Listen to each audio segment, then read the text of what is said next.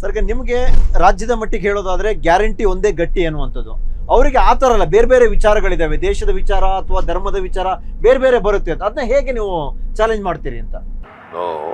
ನಾವು ನೋಡಿ, ಈಗ ಕಳೆದ ಅಸೆಂಬ್ಲಿ ಚುನಾವಣೆಯಲ್ಲಿ ಏನು ನಾವು ಜನಗಳ ಮುಂದೆ ಪ್ರಸ್ತಾಪ ಮಾಡಿದ್ವಿ ಅವನ್ನೆಲ್ಲ ಜಾರಿ ಮಾಡ್ತೀವಿ ಅಂತ ಪ್ರಯತ್ನ ಮಾಡ್ತಾ ಇದ್ದೀವಿ.